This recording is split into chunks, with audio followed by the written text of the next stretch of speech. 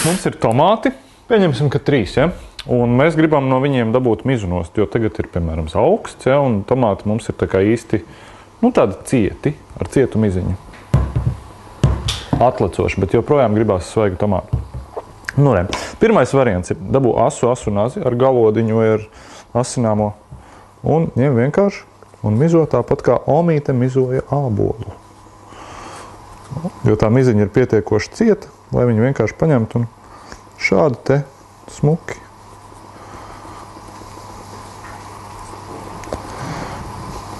Nomizotu. Paralēli parādīšu, kā varu vēl dabūt. Karsts ūdens, sāls, tomātam iegriežam augšpusītē iksiņu saucamo, lai pēc tam, kad viņš tā kā atlips, varētu vieglāk noņemt nost, un izgriežam ārā jau arī serdīti. Un šādu te iemetam iekšā, un viņš mums ātri iznāks ārā. Trešais variants tieši tāds pats iksiņš, un atkal tieši tāds pats izgrieziens. Mazliet olīveļas, lai nepieroja. Es vienkārši paņēmu slimnīcas bļodiņu, bet jūs varat paņemt kādu metāla trauciņu. Arī mazliet sāls. Un tā, un ieliekam krāsnī. Arī dažas minūtes, kādas 7, 8 un gatavs. Redzat, ir pagājusi pusminūte, un tomātam mizas jau ir nost. Jums tikai vajadzīgs tik ilgs laiks, kamēr uzvārās ūdens, un smuki mizas nonāk nost. Nevajadzētu viņu pārvārīt, jo līdz ko viņš jums pārvārīsies, tā viņš sāk šķīst ārā un nevarēs ilgi uzglabāt. Ja jūs gribat, lai viņš jums ilgāku laiku stāv, ieliekat augstā ūdenī vai ledū. Tomātiņš mums ir apcepies. Varam redzēt, ka miza ir gatava, lai nāktu nost. Tad cik skaisti. Tagad visiem šiem 3 tomātiem mēs uztaisīsim vienkārši tomātu mērci, vulgāris, parastu. Visātrāko variantu. Tātad ir vajadzīga karsta panna vai katliņš, kur mēs uzsildām vispirms. Tad ir vajadzīgs kāds garšaugs. Man, piemēram, aug šeit salvija, tāpēc es paņemšu salviju. Tikpat labi tas varētu būt vienkārši baziliks. Paņemam to salviju, saspiežam un pat taisno uz pannas. Un mazliet piparus. Lai pipari arī mazliet apgrauzdējās. Tad ņemam olīveļu. Un jūs redzat, tā salvija sāk cepties, mazliet šprakšķēt. Tad ņemam ķiploku.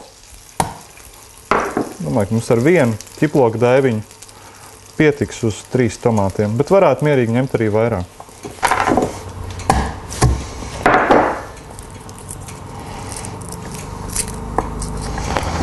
Ķiploks uzreiz mums sāk cepties. Un tomātus brutāli sagriežam 4 daļās. Mums viņi jau ir mīksti, bez mizas. Un liekam iekšā tomātu.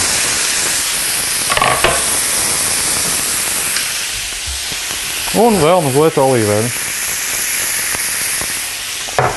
Sāli.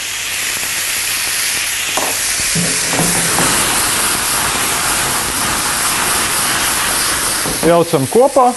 Jūs redzat, sula no tomāta iznāks ārā tik daudz, ka viņi būs pat šķidrāki par kečupu. Nogriežam zemāku, lai viņš pasautējās, bet tā smarža ir īsti tomātu smarža. Ja jūs kādreiz esat bijuši tajās Spānijās vai Itālijās, un tad tur tie tomāti tiek gatavot miljonus veidos, tad šis ir viens no tiem veidiem, kā viņi pamatā gatavo. Vienkārši paspaidu tā, lai man tas process ātrāk notiek.